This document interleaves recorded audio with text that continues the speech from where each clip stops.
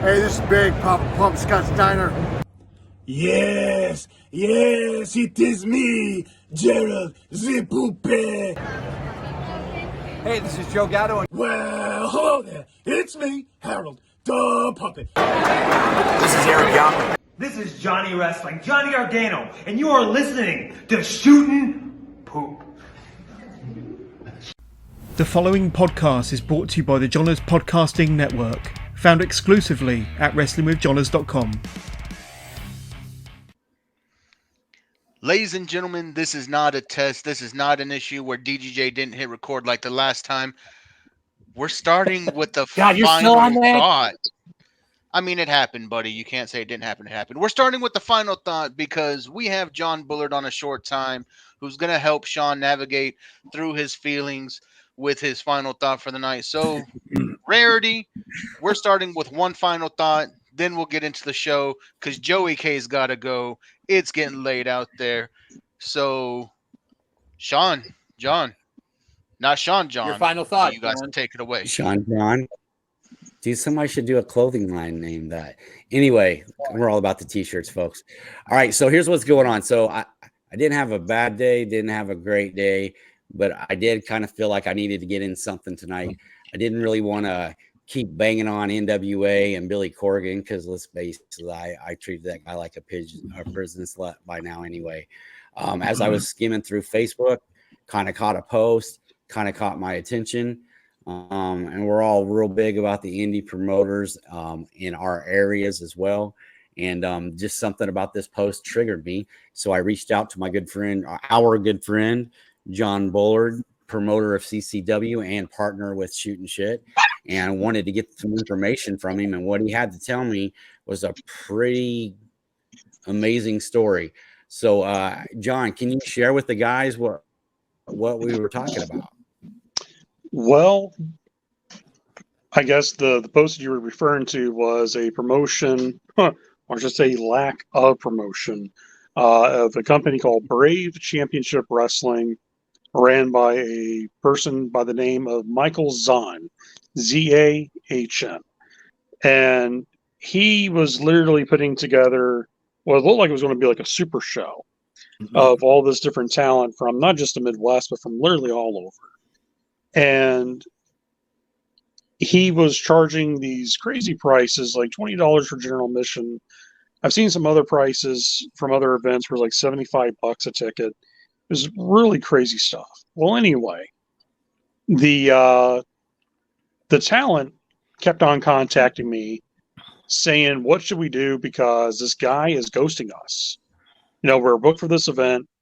Sunday is the event coming up. And we're messaging them for call time and just trying to figure out if everything's going to go good, and nothing at all.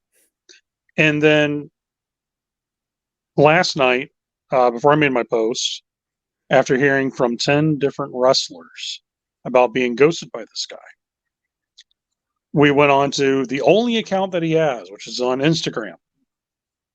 And lo and behold, his Instagram account is gone. Dennis, go ahead and show them that. Show the guys. Exhibit A. Let me see if I can keep talking. I'm trying to see if I can find the Instagram post Real quick. here. Shootin Shit, home of technical issues. Sorry about that. The home of DDJ. Anyway. Yeah. But anyway, so the Instagram page, which was his only way of getting in contact with all these wrestlers, is now gone. The Eventbrite page, which was his ticket selling page, is also now gone. And so, literally, Okay, without hold on, telling I'm pulling any of the everything up wrestlers, now, yeah, there's gone. and then here's the Instagram. I love So- the name, by the way, Brave Championship Wrestling. That's a kind of funny. So all these wrestlers, and a lot of them still have not been notified that this event's canceled. And this guy's ghosted people. Now fans are being ghosted. You know, what's going to go on for our tickets? And now he's gone. He's vanished. And so it's going to leave a lot of people. And what I'm worried about is a lot of talent coming to this building on Sunday and finding out there's no ring, there's no show, there's no one there. Now, didn't you say you contacted the Crown Point facility, right? I called the facility this morning out of curiosity because a little internet detective in me was like, yeah, what? You know what? I want to confirm this for myself. I called and acted as a fan and literally asked the owner of the venue, is there a show on Sunday night? I heard there's a pro wrestling show coming up. And hearing this man flip through his calendar and said, no, there ain't nothing for Sunday. No, there's been canceled. No, there's nothing for Sunday. June, there's C3 wrestling. I said, oh no, this ain't C3 wrestling. This is Brave Championship Wrestling. No, nothing, nada. So, and we have a poster for the show too, right, DDJ? Go ahead, Dennis. There it is. And you can see there at the bottom, it says general admission $20. Crown Point, Indiana even has the address of the venue, but there was no actual show scheduled at the actual venue. So, by connecting dots, by the way, can you post a picture of Mr. Michael Zahn just in case anybody watching they check this guy out. Ever see this guy? There he is. You'll love this, Joey K. Our man here is a former professional MMA fighter. Yeah. Who's been knocked unconscious 6 times. So he's got little fucking baby hands too. Look at that record. Actual MMA. This is his actual MMA record. I think that would look good on a t-shirt. So here's the funny thing is when I first met this guy, he messaged me with this email. Hey, I'm moving into the area. I'm from California, originally from Chicago. Would love to get involved with the professional wrestling world. And I'm like, okay, cool, So we meet up over dinner. And at first, you look at him, he's got some size to him. You think, okay, this guy, could have potential with wrestling, He's like 6'6", but he's only like 215 pounds, so he's like tall and slender, but still got some presence with his height. 6'6", 216. That's not slender, man. That's anorexic. Okay, so he's a little malnourished. So anywho, feed the MMA fighter campaign going on. The whole arms of the angels are fucking Sarah McLachlan's ass. Only pennies a day. Yeah. So he goes into this whole spiel about being this badass MMA fighter and how he's won championships and he's on this and this and this and that. I'm like, okay, cool. He goes to the bathroom. He really is. He goes to the bathroom. I'm looking up his MMA record on Tapology, which is connected to SureDog and all his other MMA fight record holders, where they track everyone from amateur to pro. And this is the record we get. So then I'm like, so you're already lying to me about your fantastic MMA record. Okay.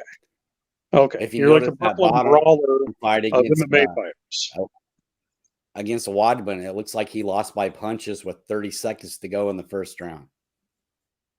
Yep. Or is that he got knocked out 30 seconds in the first round? I don't know. I think he got knocked out 30 seconds in. Okay. Either way, it's either way, he got his ass whooped. So instantly he lied about that.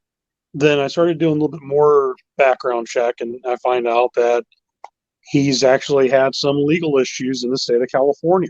That's a giant red flag, so there's all this other stuff about this guy. And I'll be glad to share any of this information if anybody has any questions or want to second question any of the stuff I find, because it's all up front, all legal, all public record.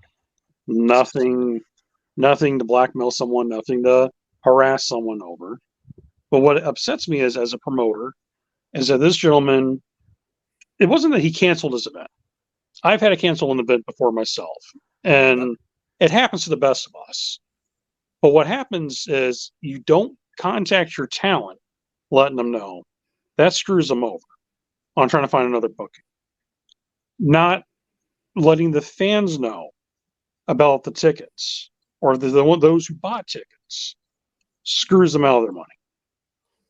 And then when I called the venue owner, and the venue owner had no clue what the hell was being talked about, screamed out that this man created a poster, booked talent he was not going to plan, just to put him on a set poster to get money from paying customers that he was never planning and once again, to give them a show. And for the benefit of everybody who doesn't know, how many people on that poster are CCW performers, people that you've helped Too in many. the business that work for you regularly? Yeah. Too many. Okay. You've gone wilds on that. Lost Shrella from Dragon Gate, who literally stays with me and my family for weeks on end. He's part of our family now. Magnum McLaren was on that poster. He canceled on that guy before that show could even get canceled. He saw the Carney and that son of a bitch. Garrison Creed also has warned him not to ever contact him. Jackson P. Larkin, aka Jackson Stampede Larkin, was supposed to be on that event. EJ Swanson, Russell All-Star, a tremendous amount of the Wrestle League kids that I mentor, along with Chris Logan and those guys. They were all screwed out. Muggsy James screwed out. So there's so many of these people who were hoping for this Sunday booking, and now nothing whatsoever. Not even a hey brother, I'm sorry I had to cancel the event. Let me reschedule with you and I'll get you caught up on whatever, or let me give you like $20 for your worth, whatever it is. Nope, none. And everyone contacted him, and he would not respond to none of them. Hell, even I texted him because I got his phone number, and I said, "Hey man, you ready for your big Sunday event?" Just to see if he would yeah. None. He's even ghosting me. By the way, he lives like 7 minutes away from my house. But he won't come near me. Now here's my thing. And this kind of affected your personal bottom dollar too, right? Well, it makes every wrestling promoter in the region look bad when a guy does that. Yep. For everyone who tries to do something right, like myself, Chris Classic Williams, who runs C3 Wrestling, who's building that he tried to use, it makes everyone look bad in the eyes of the public who don't understand not every company is the same. And because a lot of wrestling fans who aren't hardcore wrestling fans, the ones who are just casual, they think wrestling is just wrestling. That's just how they are. And that hurts all of us. Bottom dollar. I highly suggest people to when you get booked by someone you don't know, do a background check on them. Look up their information. It's called Google. Google's a wonderful thing. Google someone's name. You might be surprised things you might come across. I Googled this guy right now. Don't do that. Don't do that. But it's important for people to know that sometimes what seems like a bright shade of gold just be spray painted on by some meth head. I mean, you want to be careful on who you deal with in business. For sure. The gentleman's phone number, I do have it in case anybody needs it to get in contact for him with. And not only does he have it, we have it. That's right. Oh. There we go. Now, I want this to be said, though, before anybody thinks this is trying to be vengeful. It's not about vengeful. It's not about being a dick to anyone. It's not about harassment. This is for the wrestlers and wrestling fans who are owed money by this guy. That's his number to get in contact with him. That's probably the best contact. I believe that was even on his business account for people to get in contact with him. Reach out. Let them know, hey, I'm just reaching out to see, for one, are you actually okay? No one hasn't heard from you in almost 2-3 weeks now. At least respond back to them. Yeah, I'm sorry, this happened. No, Right. So people need to get in contact with them. That's the best way to do it. Just reach out to him and see if he'll answer. Chance he's in jail or in the hospital or man, what's going on? Herb Abrams in a hotel room, cocaine in boots, baby. Here's the thing too. This is what I've done for myself. A lot of times when fans would actually buy tickets from me, I'll actually include a letter with my phone number in it, or even a business card with my email and phone number. So if they want to call me, they can. Hell, I have a fan named Yeah. Keith Dirk that calls me on a weekly basis, just wants to talk wrestling. Just a wrestling fan who comes to all the CCW shows. But guess what? I'll answer the phone and talk to him because Yeah. he's a friend, but he's also a loyal fan. And that's what you do for your fans. You talk to them, get to know them, get to know their families. Yep. So I hope and pray that even though the wrestlers I feel like got taken advantage of in this situation, I hope and pray that none of the fans who bought tickets were taken advantage of in this situation. I hope people are refunded their money. If Zahn does listen to this podcast by any means, Michael, if you're listening to me right now, be a man. Contact the wrestlers that are supposed to be working with you. Give them the explanation of why. Don't bullshit them. Give them a fair, honest explanation of what's going on. To the wrestling fans that has bought tickets, refund them their money that is owed to them. When I had to cancel my event due to COVID, I refunded nearly $1,500 up front out of my own pocket without anyone asking for a ticket. I had fans telling me they didn't want the money back. They told me they would hold on to the tickets. I still refunded every one of them their dollar. Yeah, go ahead and refund that money to them, dude. That way they can come to Berwyn and watch a great show and hang out with the Shootin Shit crew because we're going to be there. Yeah, that's exactly right. I'll tell you what I'll do. For any fan that actually bought a ticket to go see Brave Championship Wrestling, if you could bring me your receipt or you have your ticket stub or anything like that whatsoever, I will actually personally will help you with your ticket. You have a ticket half off just to show you what a good wrestling show is. And you come and hang out with all of us and have a good time on May 21st. I will do that for the fans. So John, I've got Joey K, just so you know, girls, Joey K, the premier and the hot one up there, they're both single.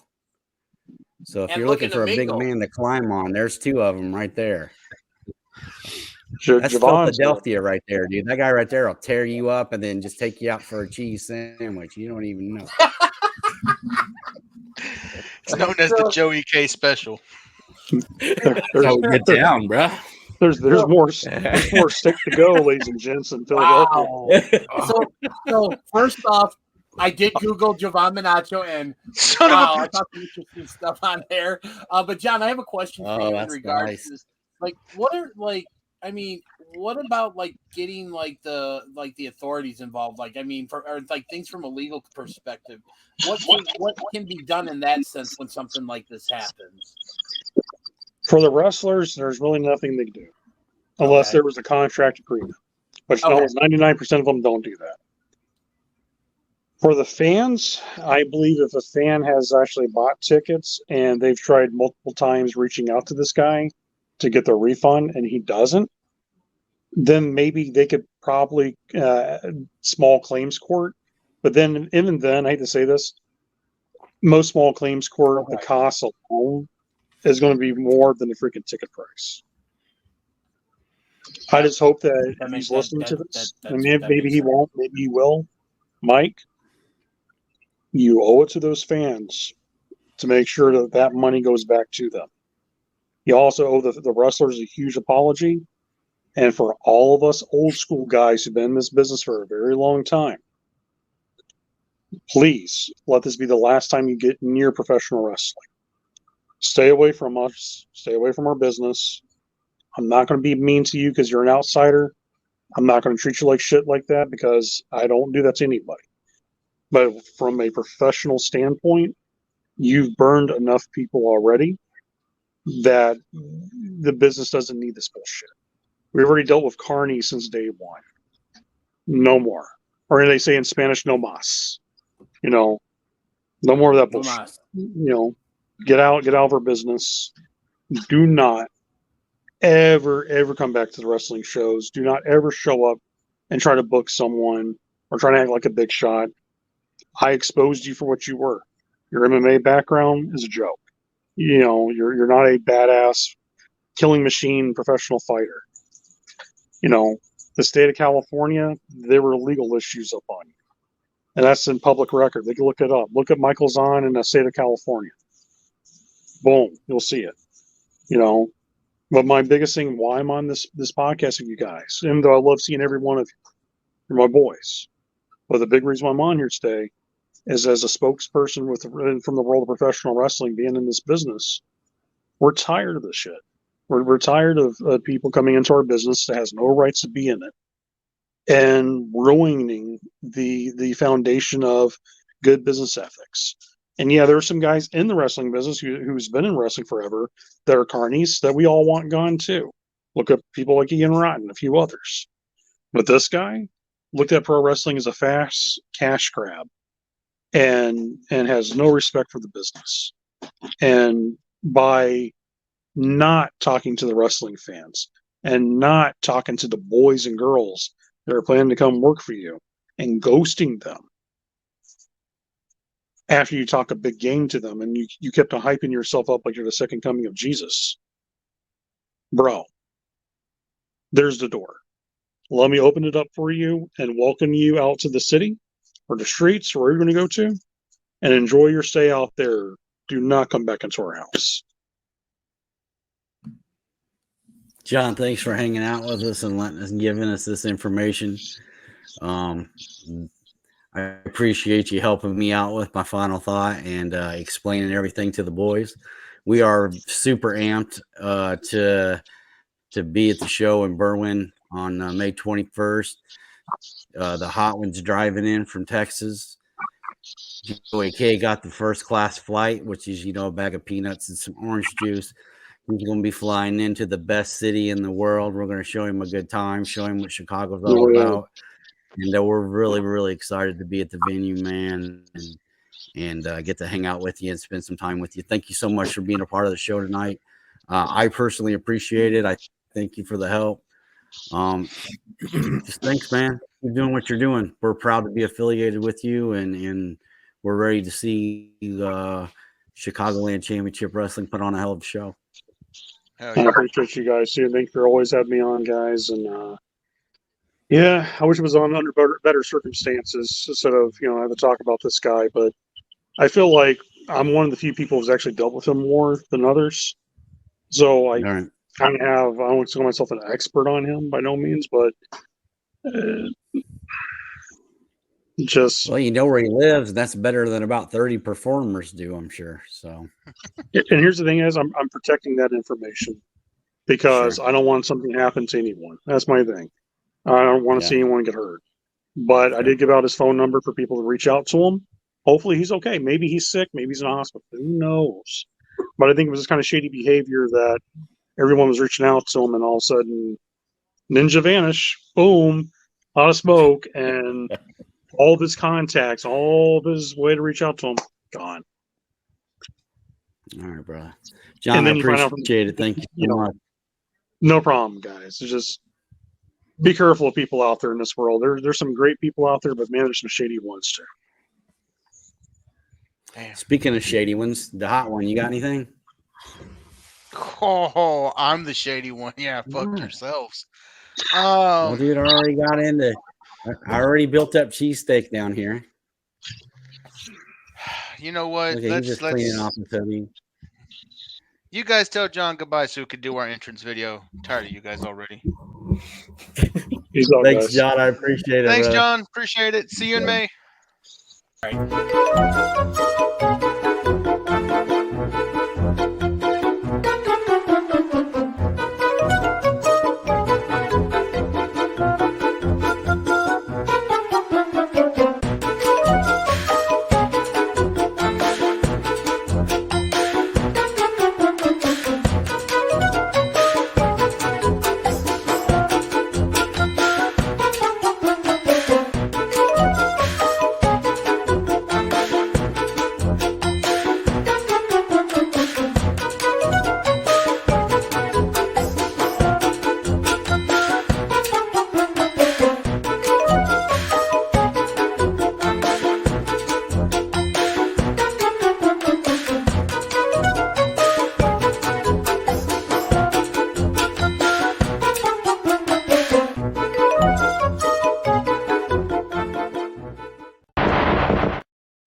Dude, that fucking music. I mean, just. I know you love it. You know what else, dude? Real quick. 3 weeks away. Real quick. Wait, real quick, dude. that's For real. The only time I've ever seen Joey K in a shirt with buttons on it is the fucking opening. That's it. You even still own that shirt? Yeah, it's because that's how I dress for work every day. Oh, well, I didn't know if she got it in the divorce, dude. I didn't know. I wear shirts, ties, all kinds of shit. What? He said, I have a corner office, dude. Do you seriously have a corner office? Yeah. Is that where you that must produce be the porn? Nah, there's too many windows in that room. Yeah, no, I hear another one of us is the fucking log of doom, so it's not us. Come on, dude. Baby arm holding an apple. He can literally like lean forward without his hands. Yeah, just like call him kickstand. Kickstand. Yeah. It's just a shot with the kickstand. Anyway, what are we doing tonight? We've started off with Sean and John like a circus elephant. Giving a quick thought, which turned into a Herb Abrams session that turned into a if you've seen this guy, please call his mother, please call the ambulance. Fuck, it just Carney above Carney. So let's get down to some wrestling, man. I didn't know it was gonna go that long. That's what she said.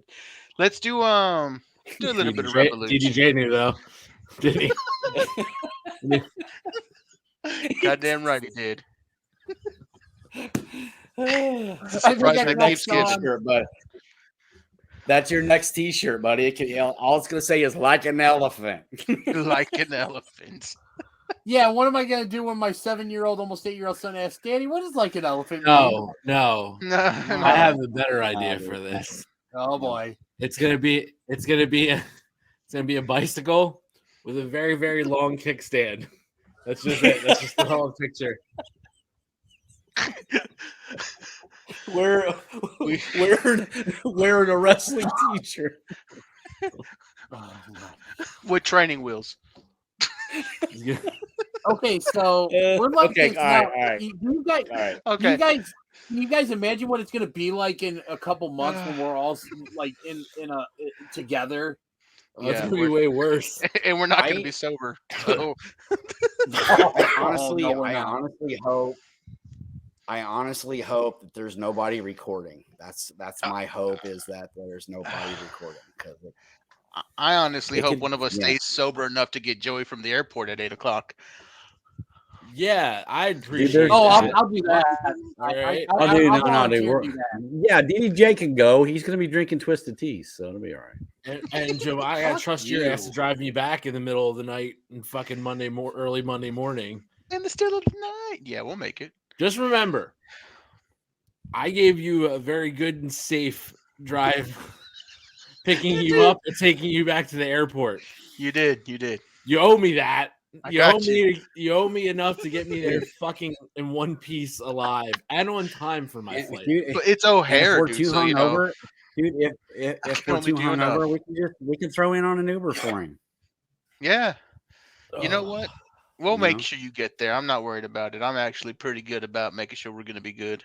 I'm feeling like we might have to just fucking do it all nighter. You're pretty good about making sure you're going to be good. Dude, my flight home is like, it leaves at 6:30 in the morning. Fuck. So that means I gotta get there out of bed then. Dude, I pretty much did an all-nighter. Well, he needs to keep sleeping. It makes him nice and strong, and grows big bones. Dude, like when you do this. Well, yeah, I don't want to talk about his bones. Especially with all that porn work you're doing. Oh my god. Wow. That's a how did DDJ really tear his ACL carrying that fucking hog around? It bounced off his knee. Oh, there was something on the stairs. Yeah, dude, your dick. It hit the stairs and you fucking rolled it. Man. You tore your ACL again. That's why that he keeps going out and can't take it. 2 surgeries later. Doctor's looking at him like, what the fuck do you do? Oh you know, my it's god, a good dude. thing that my wife is. What do you think upstairs that and I'm thing anyway, downstairs. dude? I mean, What, hear the show, dude? She can hear that thing flopping up the stairs, bro. She knows when it's over. Oh my god! Oh my god! Oh my god! AEW Revolution. oh my god. The fuck? What was that, Jovan? AEW Revolution. Are we gonna talk Sunday. wrestling? Is that what we're gonna do? Yeah, we're gonna. We are a wrestling podcast. We are gonna try. This past Sunday, I don't know if any of you guys remember this, but our local Long Dong Schlong up there went perfect and is getting free T-shirts from Pro Wrestling Tees. I want 2 free T-shirts. So why don't you tell the people? Start us off with the card there, buddy. One for you, one for your dick. The dick was the long sleeve too. That's Can I get a 3T with a long sleeve?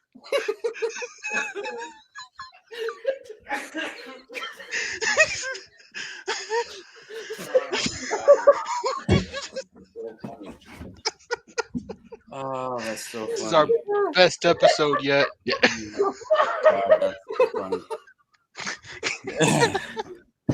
Why does it have a hood on it? I didn't know you were Jewish. Jovan's the Jewish one. That's right. Oh my right. god! With Isaac. Oh god! Shalom. Oh god! Oh, sorry, I was on the floor. I tripped over his dick all the way out here in Philly. All the way to Philadelphia, folks. Okay, so before That's 2 time zones, bitch. 2 time zones. They gave him a free Ryback shirt. The bitch says, "Feed me more." fuck Ryback. No. All right, Jovan. So what are we talking AEW Revolution is where we're starting. Fuck that show. Hey, that was a pretty damn good show. It was so predictable that DDJ won 2 shirts. TDJ, what did you do? Give us a recap. Give us a recap of the show. So, Yeah, so we had give us some a reach around really on the good show. matches. I thought, and I just want to kind of talk about my couple of good ones. Obviously, the main event was spectacular and definitely one of, if not the best 60-minute Iron Man matches that has ever been presented. That was really good. I thought the trios title match was just phenomenal as well too. And I mean, it's great to see. I know Sean's pretty happy with the results of that. I think we all are pretty happy with the results. The fact that the House of Black, won. We had a heel turn with Ruby Soho. I mean, it's going to leave Matt Jackson time to go do those Hair Club for Men commercials. So it's a good thing. It's wow. Even the Texas Death Match was pretty good, but the thing with that, it kind of correct me if I'm wrong, but aren't the rules of a Texas Death Match basically almost like pretty similar to a last standing? Yeah. So that was probably like my biggest gripe of the show was the fact that it ended. I mean, I'm not upset at the fact that Mox tapped out while being hung with with a chain and not my dick. Wow. All these jokes you're making, and I actually throw one, and I get that. Yeah, you made it. That's the problem. You made it. That's the problem. Yeah. This is no scary movie where you're getting roped back underneath the damn bed with that damn thing. This was a wrestling match. I thought it was funny. I thought it was funny, buddy. Thank you, Sean. Don't humor me like that. You're welcome. Now you and your pen and Wakanda finish your point. Figure out a way to bleed. The one gripe I had was that the match ended on a tap out. Like, I'm not upset that Mox tapped out, but the fact that it ended a Texas Death Match where that's not even a thing, that kind of was really the one major complaint I had about the show. What about you guys? That's it.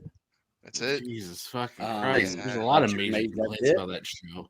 Yeah, I had a lot of issues with the show too, man. I had so many issues with the show that I didn't bother watching it.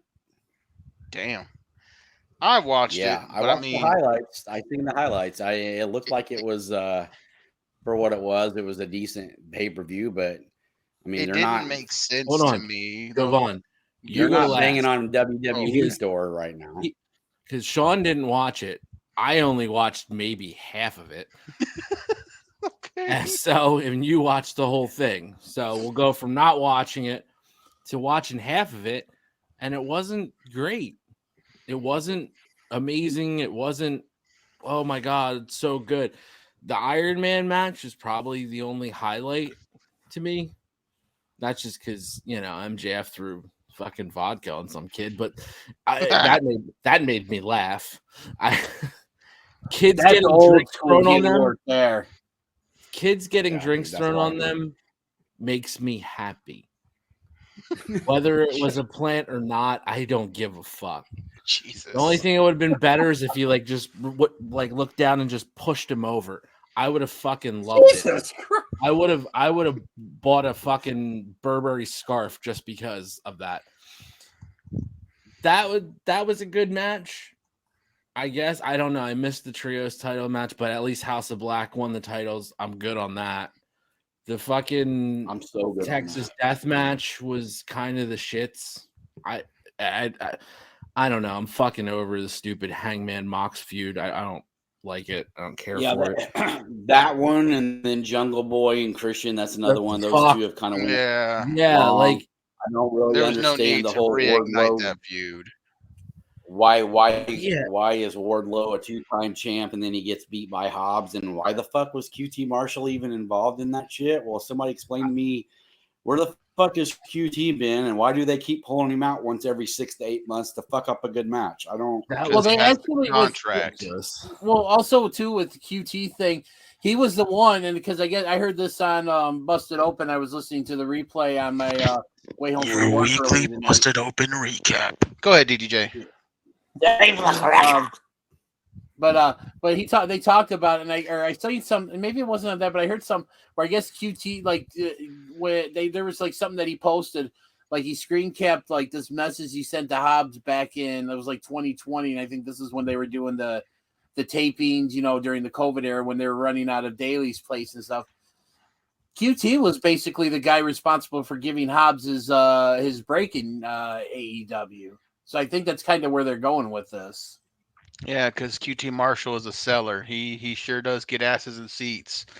That's one thing I didn't like with the pay-per-view, dude. Have Wardlow beat Joe, and then, the whole shit that happened with Wardlow maybe losing the real belt. Then fucking Powerhouse Hobbs, who I've never really been a fan of, wins the belt with this QT bullshit. They try to make a reason where they could there's been seats, but I know there hasn't. Not on TV, not on BTE, not on anything. Well, feels kind of. I actually am a big Powerhouse Hobbs fan. I think he's a really up and coming worker. I mean, he ain't as bad as Moose, but that's fucked up. Moose is a former world champion, put on a great match with the wrestling god Kenny Omega. I mean, I don't know where you're getting your facts from. Powerhouse Hobbs. Didn't he just wait, when was that match? How long ago was that match with Kenny Omega? Yeah, it was 2 years ago. 2 years ago. I believe 2 years ago. And he's not even being really used in Impact right now. Didn't he just come out of the keep it up and call somebody out? Keep it up, and I'm gonna mushroom stamp you with DJ. Well, I mean, it's gonna be horrible. You're gonna wake up to a black eye. Dude, I think him and Monty Brown should tag up. Oh, the alpha male, Monty Brown. They can pounce. That was a hell of a pounce.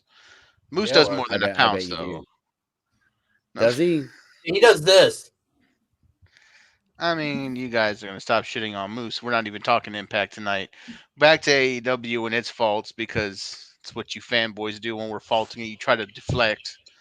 Anyways, House of Black was a good decision. Don't look confused. I don't think I was deflecting, but that's okay. That's okay. I know. Shut up. House of Black was a good move. Texas Deathmatch was a slap in the face to the name Texas Deathmatch. I don't think MJF has proved that he can wrestle. That Texas gets embarrassed and it ain't actually somebody from Texas doing it. So that's. I know. It's very rare that the good name of Texas is to be fouled by somebody that's not in the I good never state said good of name. Texas. Yeah. Texas will rise again, damn it. Anyway, but no, man, really Like though, like DJ shit. Oh boy. So I just don't get it, man. To me, it didn't make sense having it be in Texas Death Match and it not ending in a count out. Did they just run out of time to where he couldn't choke him and then just leave him on the floor? I don't know. MJF has proved that he can wrestle. That's the sad thing, is we know he can wrestle, but he chooses not to. It's a character, I guess. He wants to stay with that. Kind of feels like Bryan Danielson. He'll be able to go until he's like fucking 58, 59 if he keeps doing what he's doing. He only wrestles like fucking 6 times a year. Oh yeah, he's the PLE of wrestlers.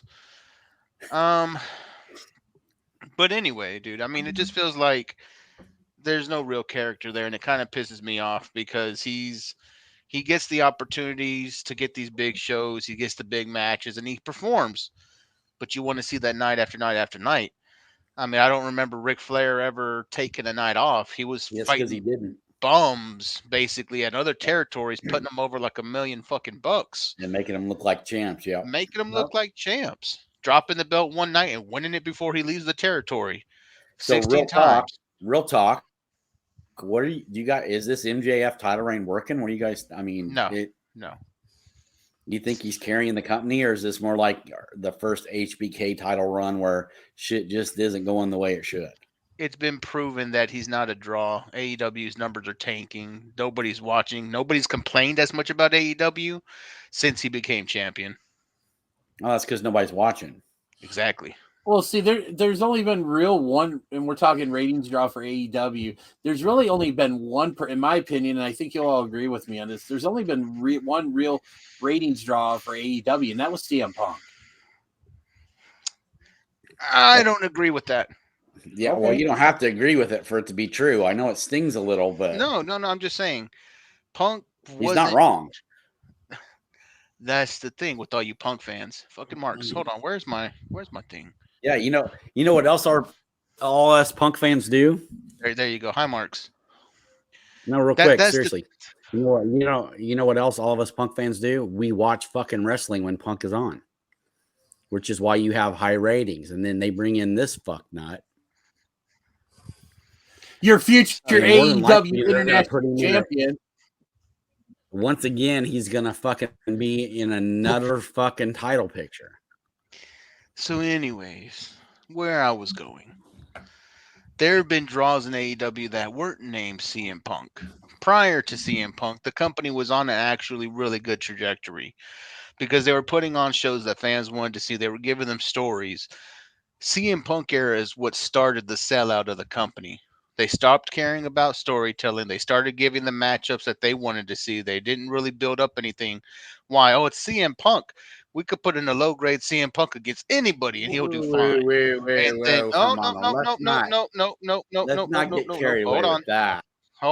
Hold on. Punk in trunks on his first match back was not Punk. You know that. But it drew like crazy because it's Punk. You can't refute that. Now, that's the thing. Yes, he drew. But what good is that doing the company? Because they stopped any type of storytelling just to throw Punk in the mix on everything. And now that Punk's not there, they still don't have the storytelling. They're still just trying to throw these matches that they think everybody wants to see. And the real fans that are watching are like, none of this is making sense. There's no reason for these matches. That's because they lost the cash cow and they didn't do the small things to keep everything going. It's falling flat. I don't know. Go ahead. I'm sorry. So Punk's been gone since August, right? Mm-hmm. Basically since All Out. Okay, so All Out. So he's been gone, so we're still blaming the numbers on Punk? No, we're blaming the numbers on the fact that when Punk was there, they stopped caring about storytelling and started doing straight matches. That attitude started when Punk got there. because they just started trying to put Punk in everything to get him on the card, to put him in the places so they can have those big draws. They stopped building storylines because they had that instant grab, that CM Punk. I think you're talking about your draw right now, is what I think. All right. I'll pull some data. We'll discuss it. Yeah, I'd love to see the data. I really would. And I'm not being a smartass. I would legit like to see the data. I would. All right. How about we move on? Long time between now and May. I'll fucking make the Nielsen data my fucking self between now and May. I'll make it in a nice little spreadsheet, chart, 3D pop-up books. Well, you know. Yes, pop-up books. You know what they say about you Texans and then alternative facts, man. You just never know. Hey, man, we're right, what else capital. Calm down, Kickstand. Let's get out of AEW. I feel like we've touched it enough. Like DDJ touches himself. Well, yeah, I can say me and Joey didn't even watch it really. So WWE, what do you guys want to talk about? We want to talk about Jey Uso. We want to talk about what do we want? What are we doing here? Cody Rhodes. Let's talk about Jey Uso, man. I knew that somehow we were getting to what we're getting to now, but it was just a matter of exactly what that how was going to be. I wonder who said that months ago. Don't strain your shoulder trying to pat yourself on the back, Giovanni. Hey, you're really feeling yourself tonight, aren't you there, big dog? I won't pat myself on my shoulder. It's okay. I just wanted y'all to know. But go ahead. But no, I mean, I thought it was really cool because I honestly, when he went out and he hugged Sammy, and I was like, holy shit, they're actually gonna keep those two together. And then when he hit the super kick, it was basically like what Bobby Heenan said when the Rockers split, when Sean super kicked Marty. It's like, oh, I knew he was gonna do that. That's kind of what I was thinking in my head when Jay super kicked Sammy. I was like, oh, I knew he was gonna do it, even though like 2 seconds ago I was absolutely convinced that like maybe Jay was leaving the bloodline and siding with Sammy, but I thought it was awesome because I definitely wasn't expecting that. I would love to watch wrestling through your eyes one day, DJ. Such a pure excitement when you know what's coming. It's like, which is kind of scary to think about it. He's got an elephant dick, but child's eyes.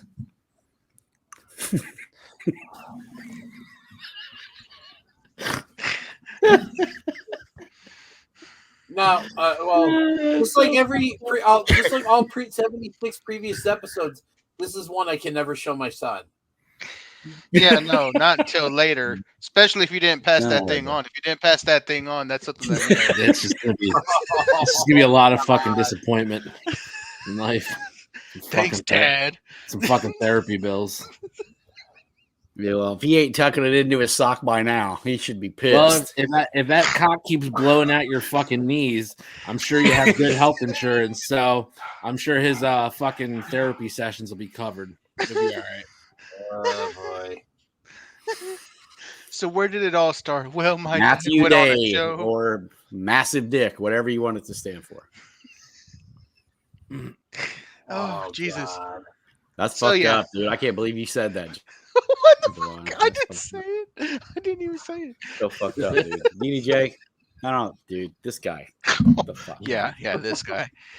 So the bloodline, Sami Zayn. It's looking like it's gonna be, man. It's gonna be tag team titles at Mania, like I said a couple months ago. They're building that up now.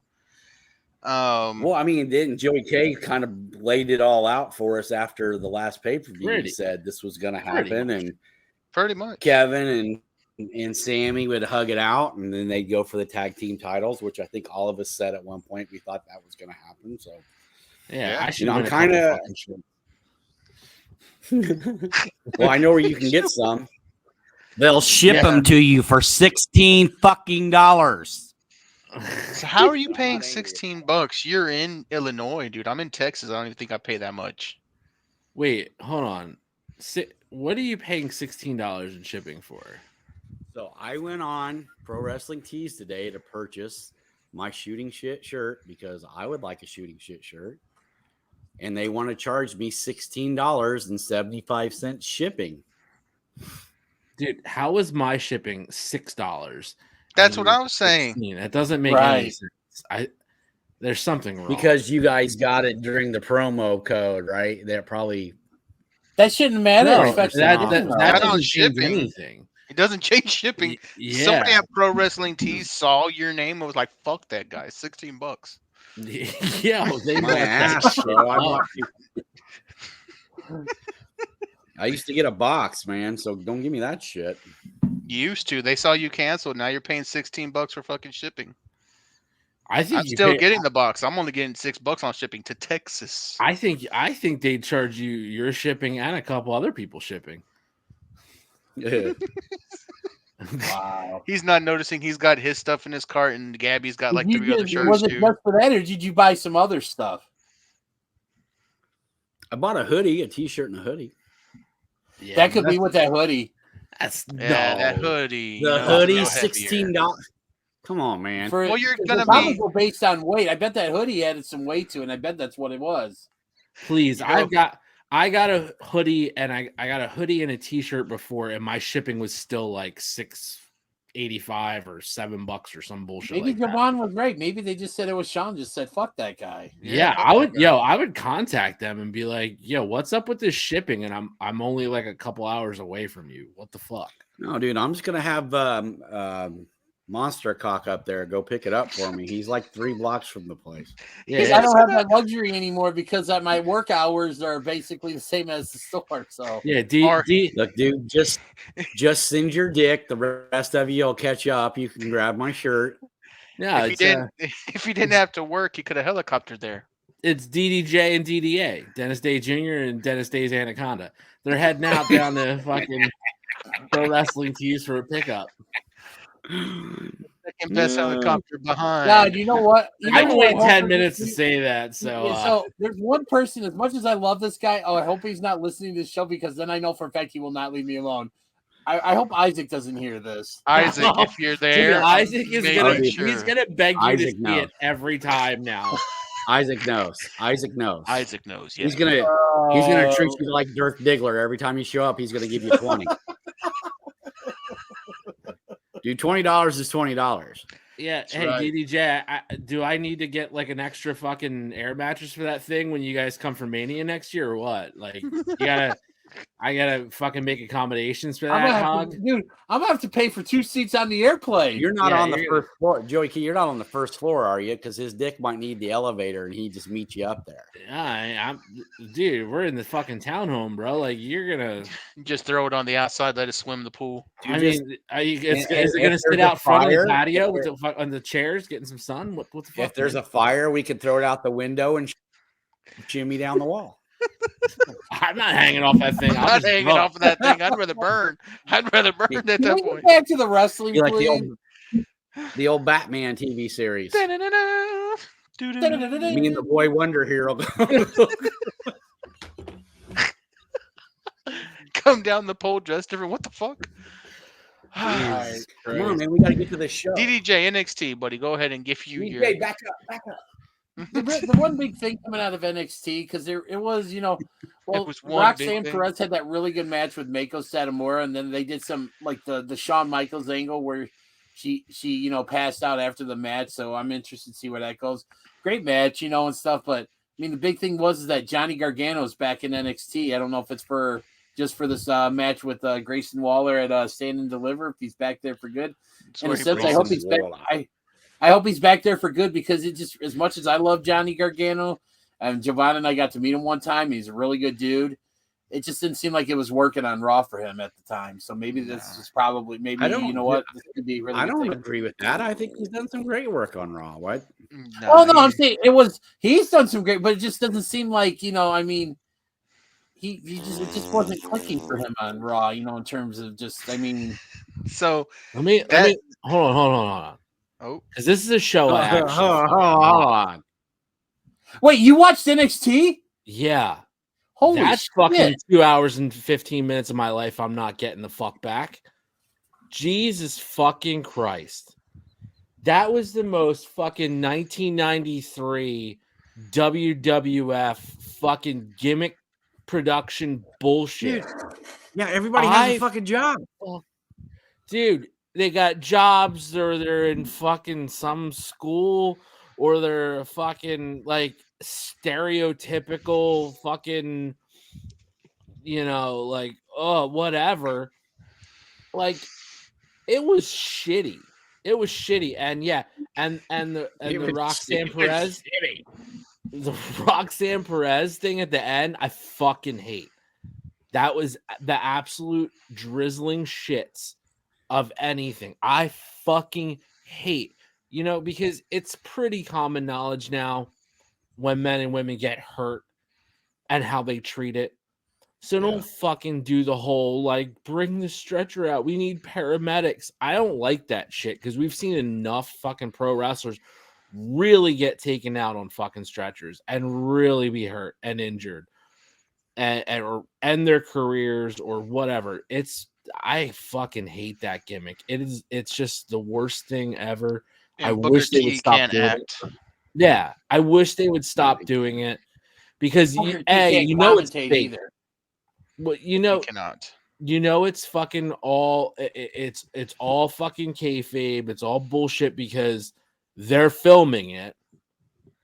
Except with the one exception being Big E, where they replayed him breaking his fucking neck like 8,000 times for some reason. Right. Yeah. But this is where he fell again. Yeah. Oh yeah, we're gonna come back from commercial one more time 3 weeks later, still showing it. What the fuck? In case you missed it. Either way, that show on Tuesday was just, I was like, I can't do this. Honestly, yeah, Johnny Gargano. And I don't even give a fuck what he's doing back in NXT besides being fucking Shawn Michaels' butt plug. I could care less. Wow. Like, I could give two flying fucks after the bullshit he's been through on Raw. That fuck Dexter Lumis too, because I don't give a fuck about that fucking turd. I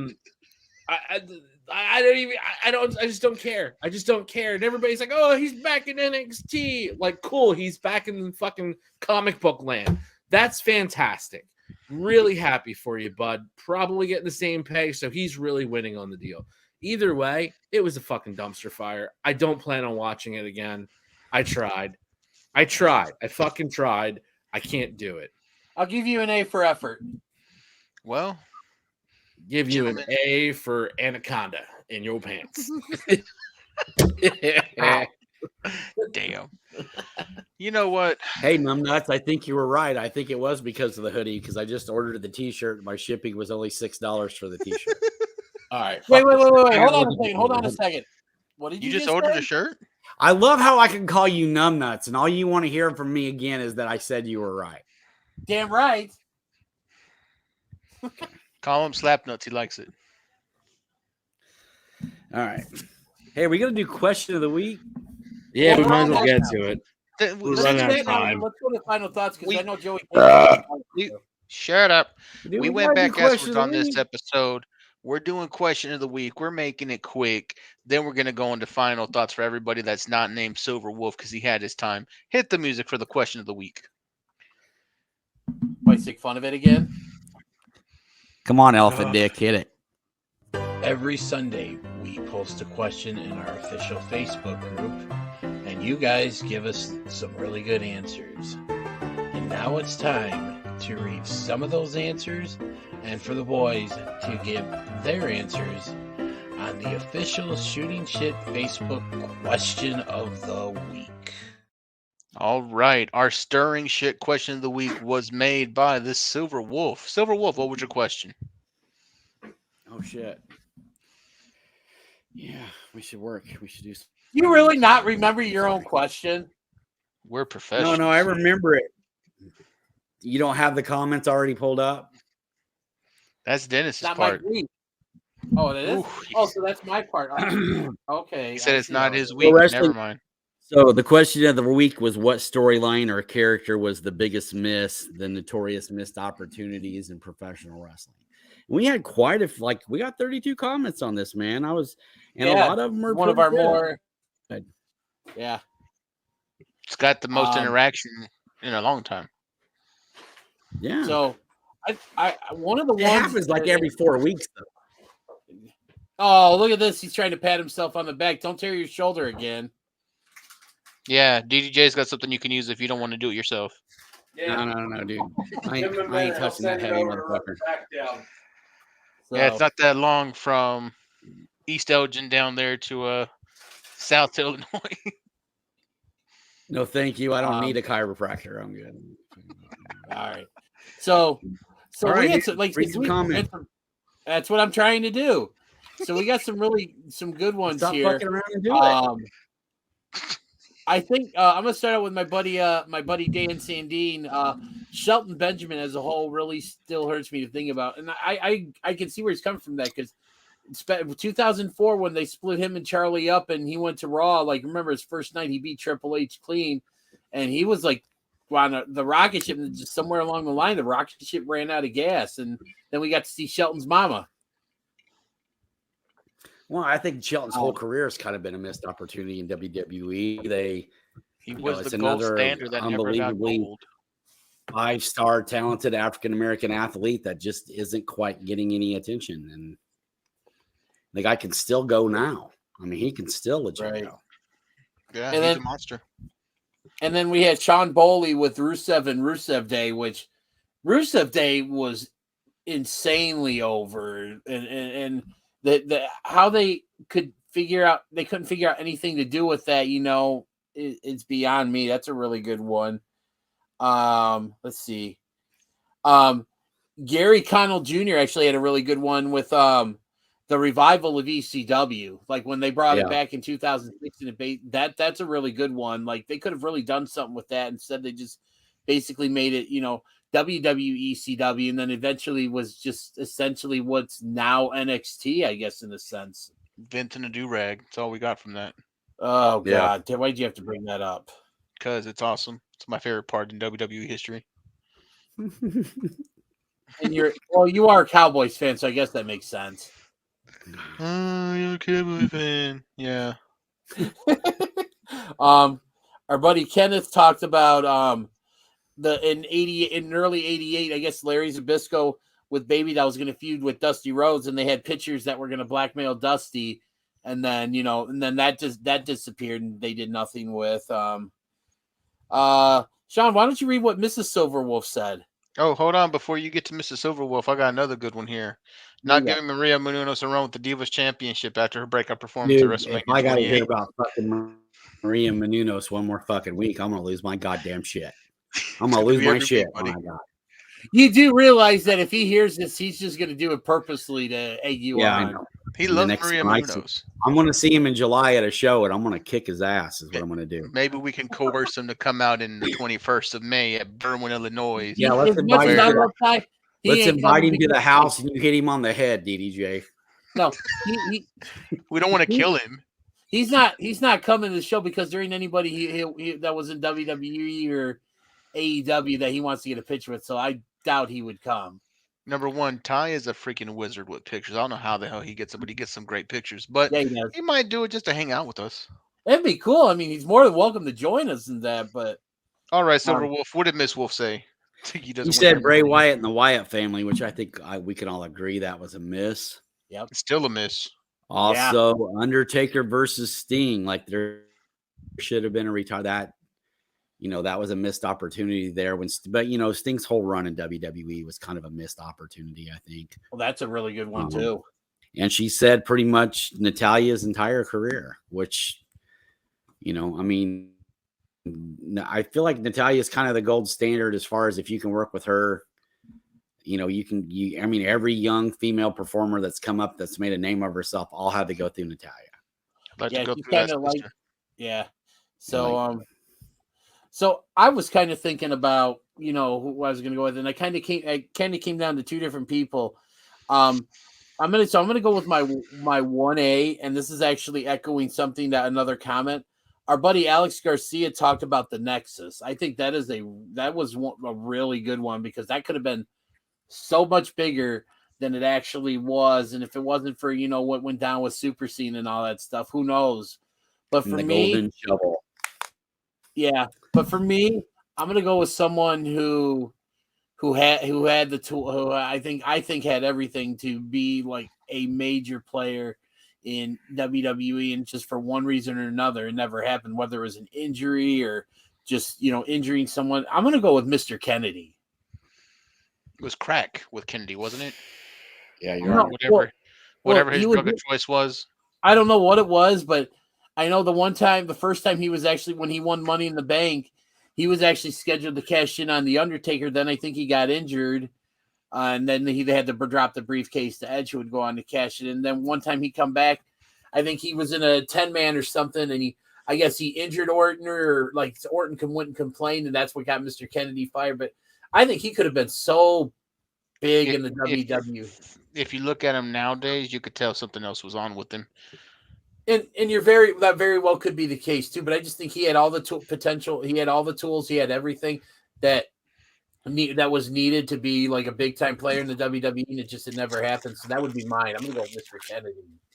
Kennedy. And I think that's kind of up there with your Rougeau song comment last week. So. The All American Boys is a great theme song. Kennedy just never did it for me, but that's just me. Joey K, what you got? Somebody said it. Fucked if I remember who it is, but good comment. The WCW invasion. That was John Bullard. That was John. Yeah, the invasion. Great one. Because that was my first thought. They had the opportunity to have all this great WCW talent in 2001, 2002, 2003. And what did they get? The fucking drizzling shits of lower mid card. Yeah. A few gems. I'm not going to say everybody's on that list. Yeah, DDP, Booker T, which fucking awesome. But yeah.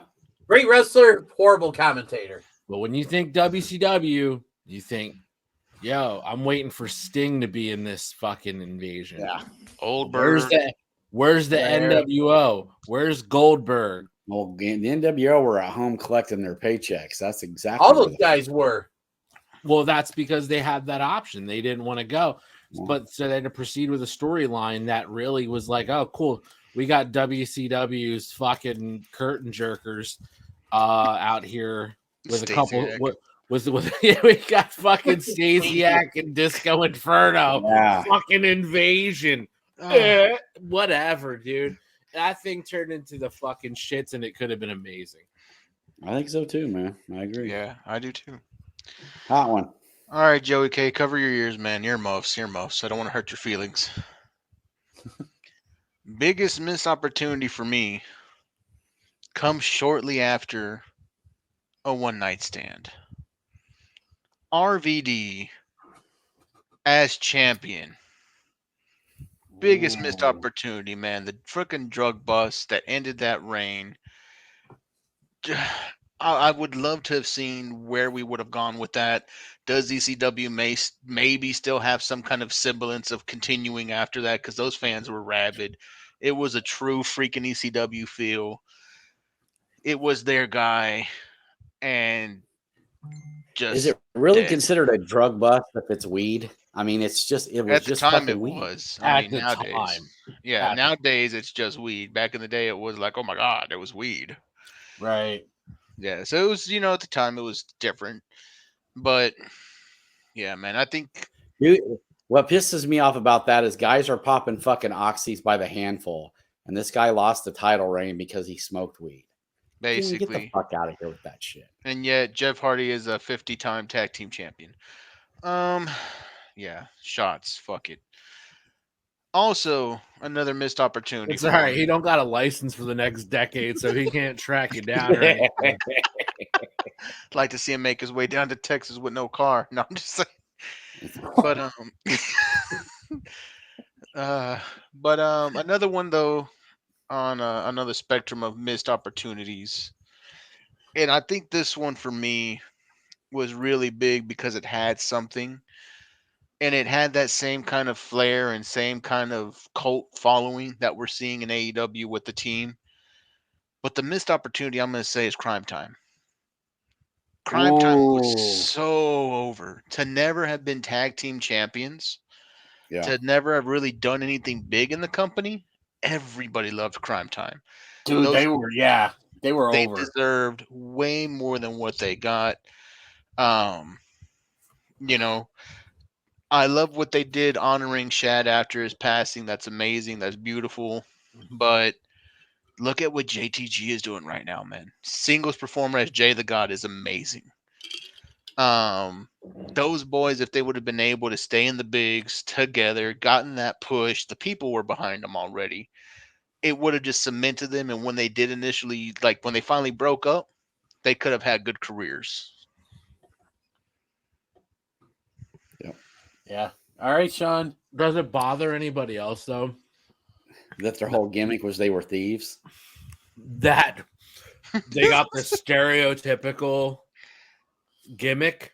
That's what was always happening in WWE. Which was the question that I wanted to ask, but it's not happening right now in AEW, and it's not happening still in WWE. It's not happening in other companies. Of course it is. Yeah, but I mean, that's the thing. It was over because it spoke to a demographic that didn't feel like they've ever gotten that representation. The streets love wrestling. Let me give you guys a little peek behind the curtain. The streets love wrestling, and you got guys back there wrestling in Timbs with, their colors out. They've got the freaking blue jeans on. These look like boys from the street. The streets love wrestling. They love that representation. I'm not talking about the way they looked. Oh, no, I know how they were. Talking about the vignettes where they're fucking yo. I know what you're talking about, but I'm saying the good and the bad. It's the same thing. It's the same thing with fucking Hit Row. Oh, cool. Like they're gonna do the same fucking thing there. Go back years before. And I enjoy Hit Row. I actually enjoy Hit Row. I think they're very talented. I love the original Hit Row. I do too. Yeah, I was a big fan. And I still am. I'm hoping something happens. It's the stereotypical gimmicks and shit. Go back. Look. Yeah. What's the all-time, probably one of the all-time greatest African American tag teams ever? Harlem Heat. Harlem Heat. They ain't even from fucking Harlem. like, come on. What? They fucking Booker T would speak with such a fucking accent. Yeah. I know, man, but they would talk that Soul shit. Patrol. It was good. Those promos were gold. Soul Patrol. I'm not going to throw in New Jack because New Jack was just New Jack. That wasn't a gimmick. Yo, yeah, that was not a gimmick. That wasn't a gimmick. New Jack was just being New Jack. Jack was Jack, dude.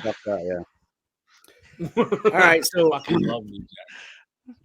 Kind of what got me on this question was just a couple weeks back we had the NWO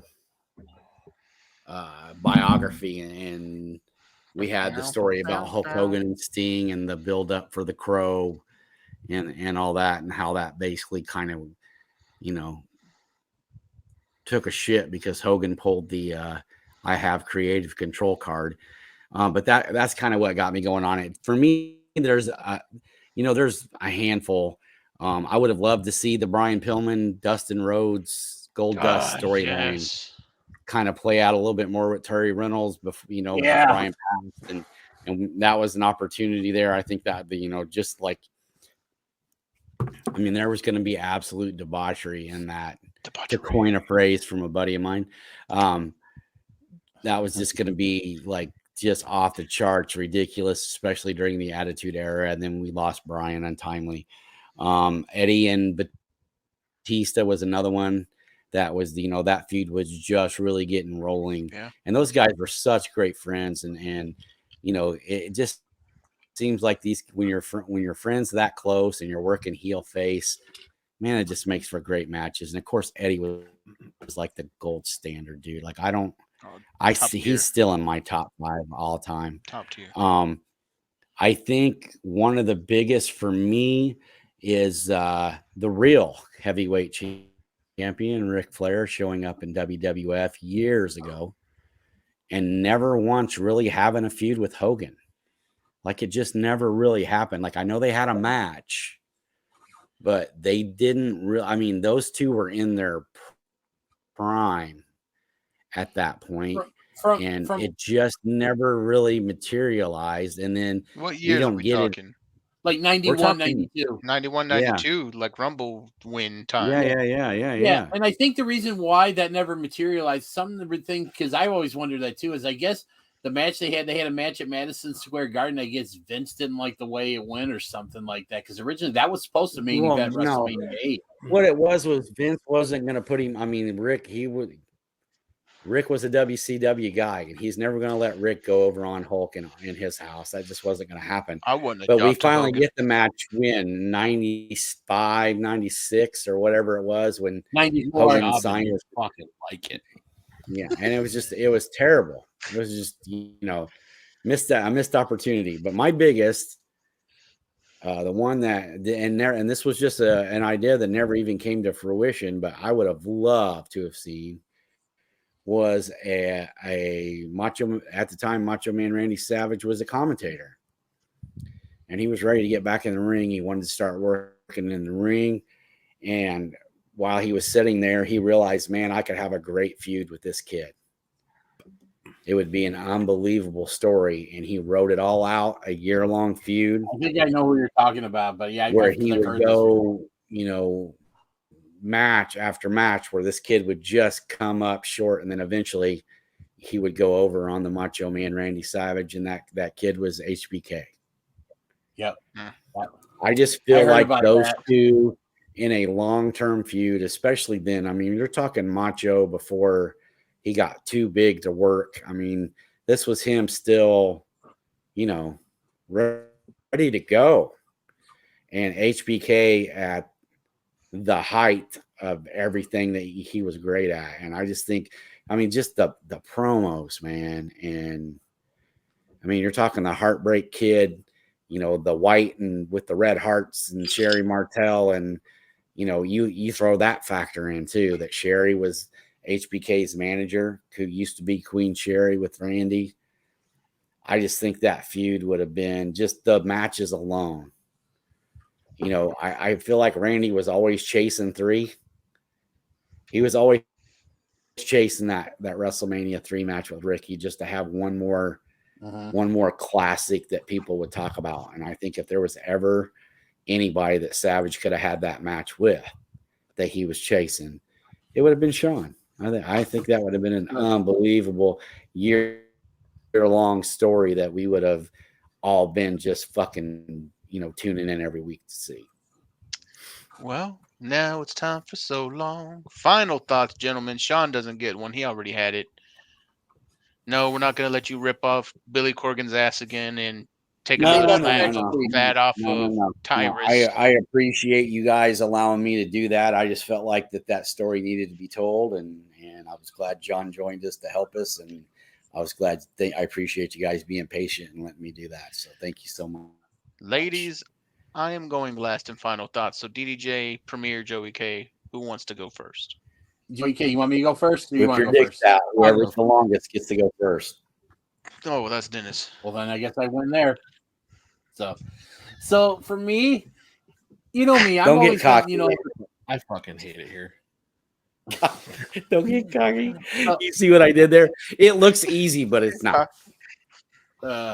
So anyways, I'm trying, I've always been the sentimental guy. I always like to talk about things that are very close to me and things of that nature and stuff. And for me this week, it's going to be I'm sorry. I'm stopping. Go ahead. And then I guess the best part about doing these is because I make Jovan feel bad, like when I talk, because it's always usually something sentimental. And this week's going to be no different. To me, the thing of the week, or my final thought, is going to center around the word redemption.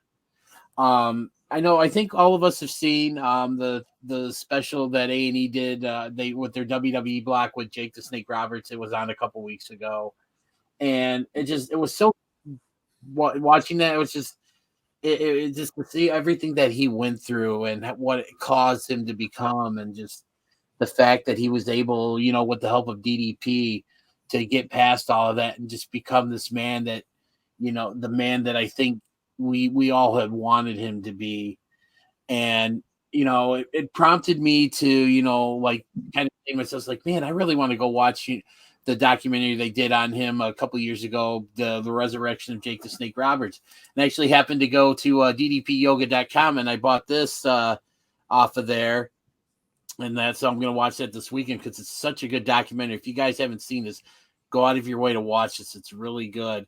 But it's so great to see, someone go through the stuff that he went through, finally hit rock bottom, and then, reaching out for help. And then DDP comes along and basically saves his life and gives him a new lease on life. He's back with his family. Hell, it was just recently reported that he's back with his ex-wife, like they're dating again. And I think that's just so fucking awesome that he's been able to get past all the shit that he went through, all the drugs, all the abuse. And if you guys saw that A&E special they did on him, he went through some just gnarly, nasty, just stuff that just nobody ever deserves to go through and stuff. And I think it's just so great to see that for everything he went through, he was able to, with the help of DDP, to get through all that, to beat all his demons and just be happy and looking great. So that's just my final thought. It's great to see someone, when given a second chance, make the most of it and, become a better person.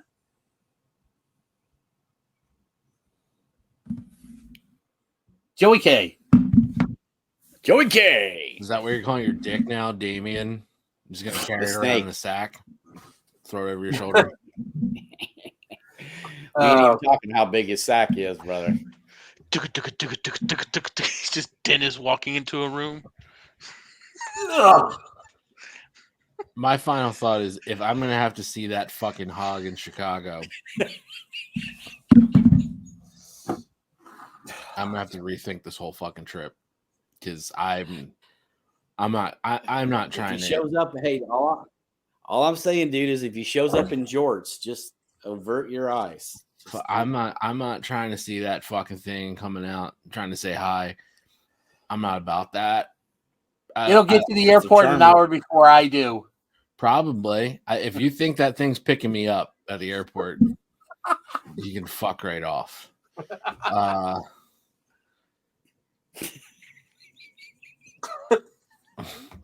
I have so many fucking jokes, man. Like, I just been sitting here thinking the whole time. You're the one that has to get going early, so I know I'm about to wrap up. So yeah, wrestling kind of sucked for me this week. Make better shows. Fuck all yous. Final thought. There you go. Fuck all yous. That's deep. Be better. What? I mean, the fucking booking sucked, dude. Like, I just feel like the AEW, like Revolution was meh. Fucking Dynamite was meh. Like fucking Raw meh. NXT like it was fucking terrible. It was like, come on, man, come on. But be better. There is one better, good thing that was on. Fucking Ring of Honor. That's right. Haven't watched it, but I know the card, so I don't even need to watch it because it's gonna be fucking great. Samoa Joe versus Tony Deppen. Fuck yeah. Yeah. I watched the first episode last week. I haven't had a chance to watch the new one that just dropped, so I'm gonna try to watch it over the weekend. Oh, cool. Something else dropped in your house too. Great.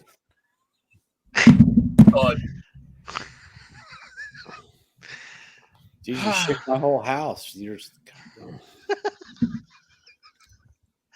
Oh, ladies and gentlemen, in case you haven't noticed, there's a snake in my boot. We're going to drop the hammer. That is so fucked up. In Berwyn, Illinois, May 21st, 2023. Chicagoland Championship Wrestling presents the new era, where we will be there, all five of us. If you see us, beer us. Wait, all five of us? You're counting his dick, right? His dick. Okay. Joey got it. I got it right away. Put a shirt on that thing. Hey John, can I get it? Can I get an extra CCW shirt for my dick too? Like, fucking get out of here. He's got the 5-star Anaconda machine. It's got the Jeff Hardy arm sleeve on.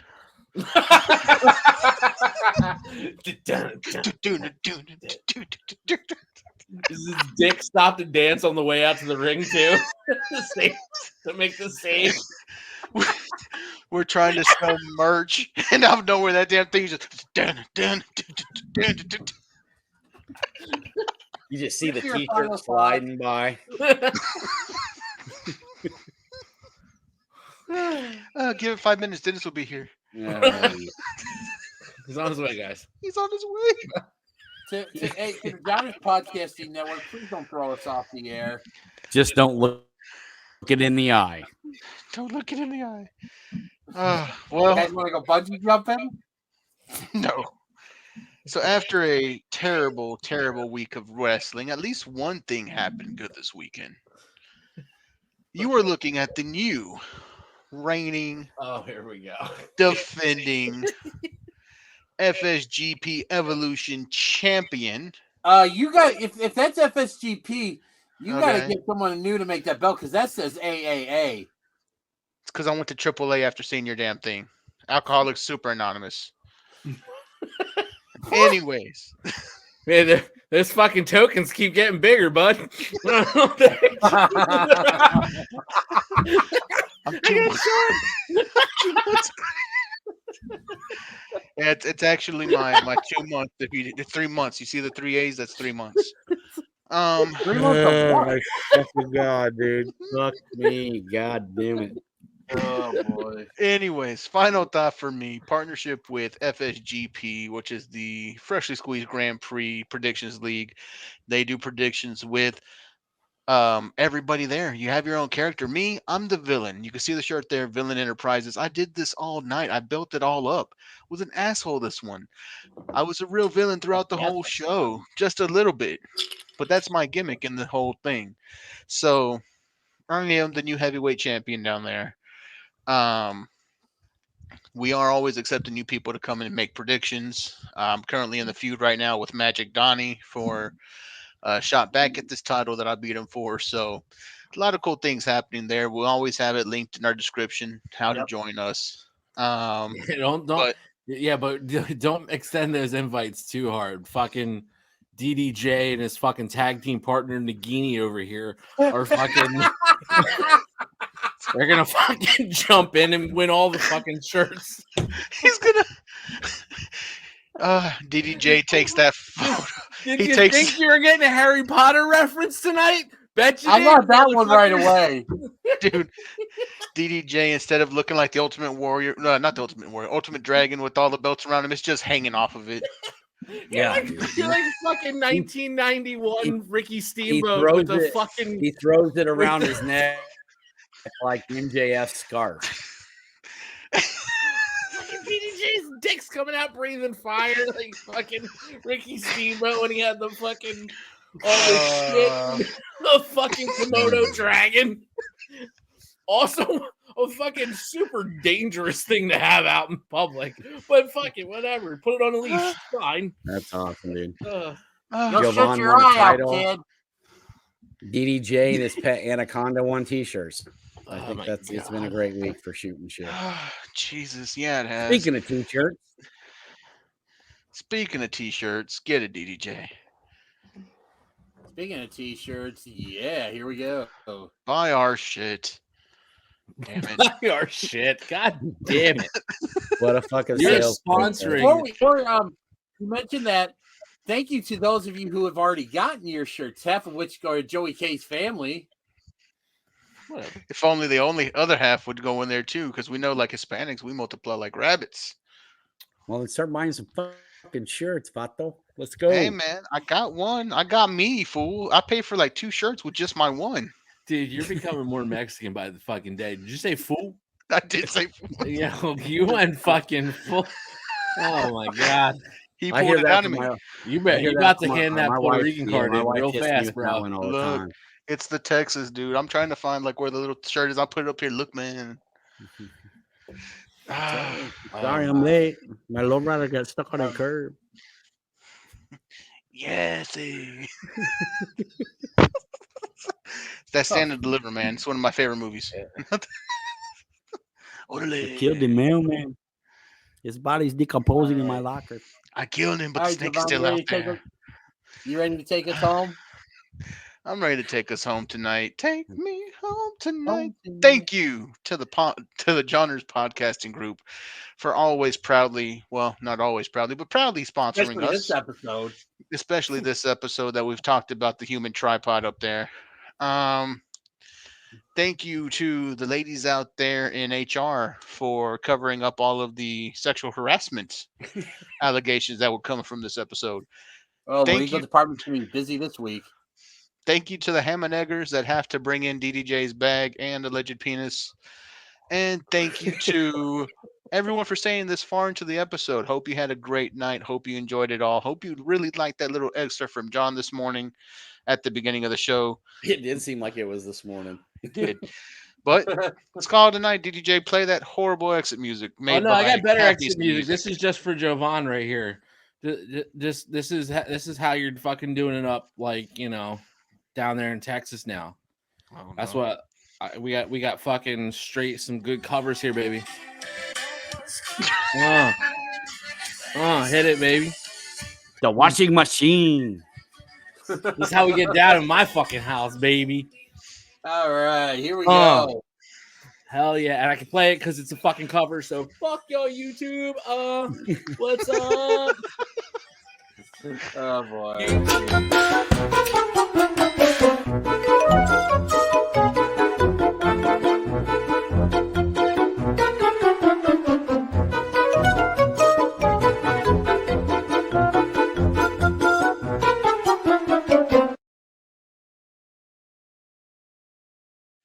Don't forget to like and subscribe to the show on YouTube.